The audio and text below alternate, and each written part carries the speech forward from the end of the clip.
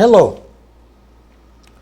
This video is part of a series about the 1946 short story A Logic Named Joe by Murray and Leinster. In the first two videos we talked about the story and its technology, and now we're going to see some of the impact of those ideas on the current world. But in case you haven't watched my videos covering the story itself, I recommend you watch them first. One big problem A Logic Named Joe covers beautifully is people using the knowledge obtained through logics to commit crimes, particularly murder. However, Leinster assumed people needed the information to commit murder themselves. But often a criminal is unwilling or even unable to do it himself. So as they say, when you can't do it by yourself, hire an expert. And what better place to find this kind of expert than the dark web? The following story shows how possible this eerie kind of transaction has become. From The Independent.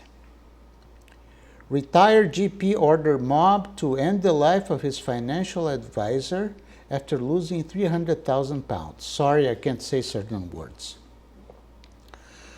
Dr. Crichton blamed Andrew Bolden for the loss of his money for his pension and took to the dark web to end the life of the bad man. A retired GP, by the way, GP means General Practitioner in the United Kingdom. A retired GP ordered the contract ending the life of his financial advisor on the dark web as part of a 5-year vendetta because he blamed the banker for losing £300,000 from his pension, a court has heard.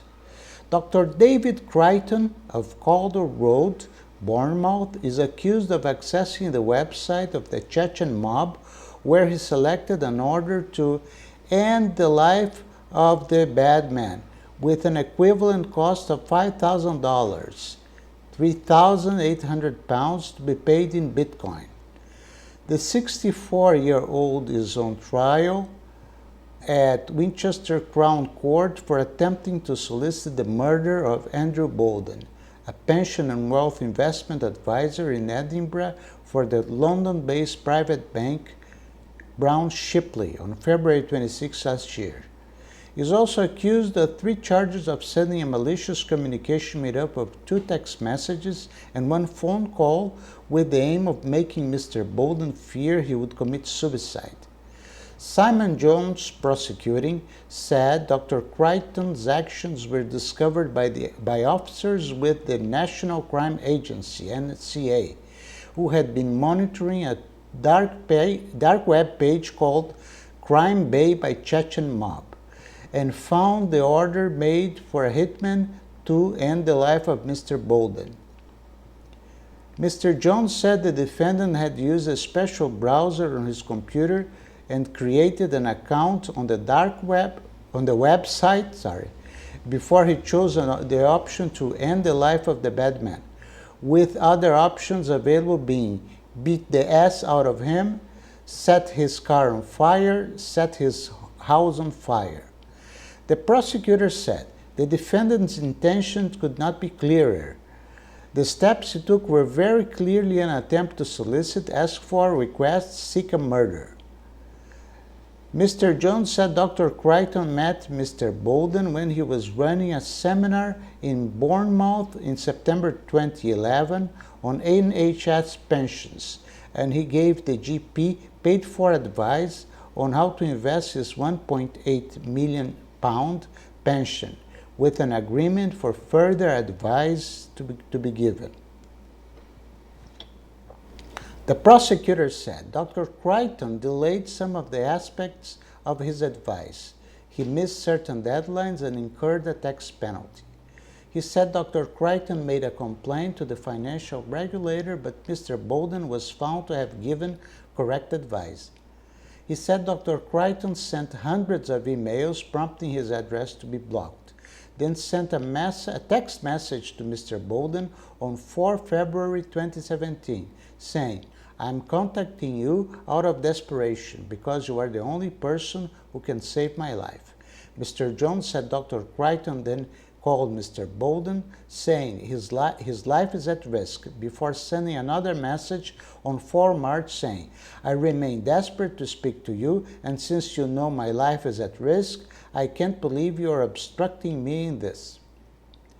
The prosecutor said Dr. Crichton told police in an interview that he had been drunk and feeling suicidal when he accessed the dark website, and had become obsessed with Hitman and had thought it was a game and it wasn't real. Dr. Crichton denies the charges and the trial continues.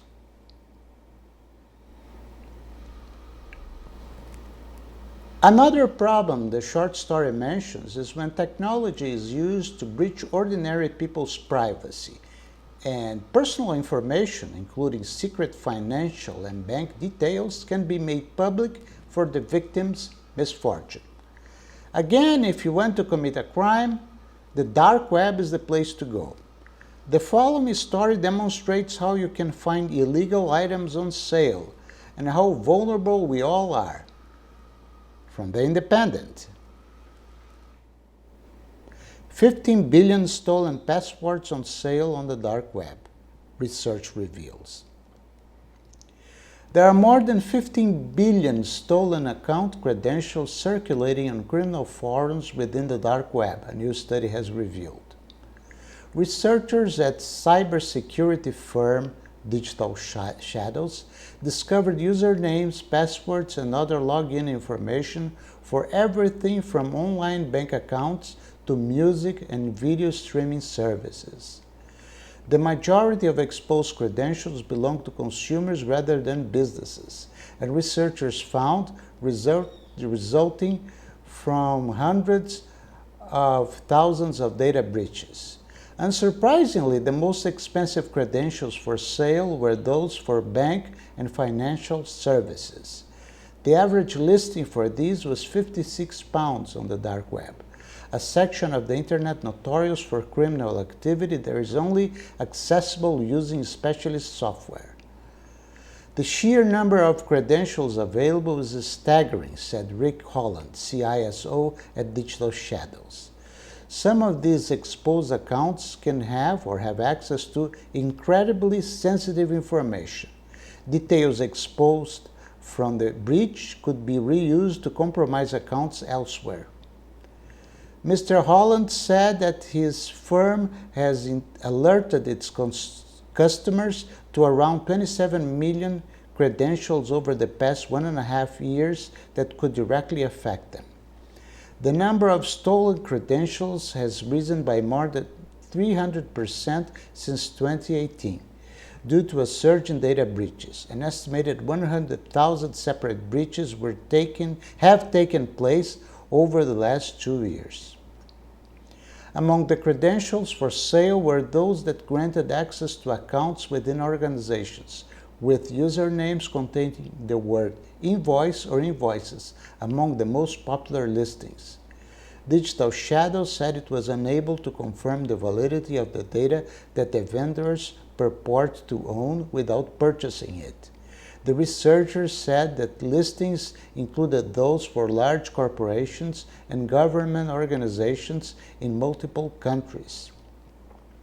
Security experts advise internet users to use individual passwords for each online service that they use, while also adopting measures like two-factor authentication where possible.